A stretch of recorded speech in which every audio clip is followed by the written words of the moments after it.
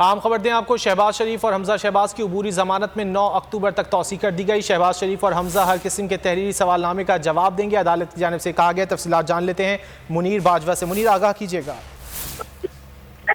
بالکل، لاہور کی بینکنگ عدالت نے منی لانڈرنگ کیس میں حمزہ شہباز اور شہباز شریف کی عبوری ضمانت میں عدالت نے 9 اکتوبر تک کے لیے توسیع کی ہے۔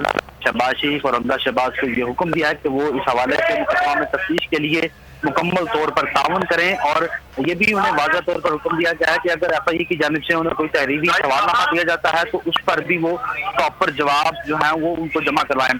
عدالت نے اس حوالے سے یہ بھی آئندہ سماعت کے لیے پابند کیا ہے کہ دونوں ملزمان آئندہ سماعت پر دوبارہ سے عدالت میں پیش ہوں۔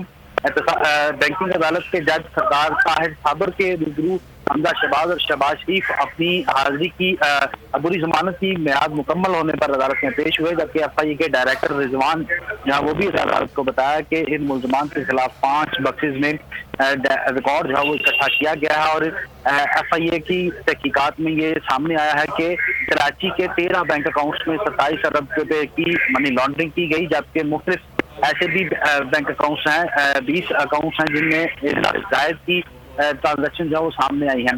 انہوں نے عدالت کے روبرو یہ بھی کہا کہ شہباز شریف اور حمزہ شہباز جو ہیں وہ تحقیقات میں تعاون نہیں کر رہے، لہٰذا ان دونوں کی عبوری ضمانت کی درخواستیں جو وہ خارج کی جائیں۔ عدالت کے روبرو ڈاکٹر رضوان جو کہ ڈائریکٹر ہیں ایف آئی اے کے، انہوں نے یہ بھی اطلاع کی کہ اس مقدمہ کی تفتیش مکمل کرنے کے لیے شہباز شریف اور حمزہ شہباز کی عبوری ضمانت میں 9 اکتوبر تک توسیع کر دی گئی۔ بہت شکریہ منیر، آپ نے آگاہ کیا۔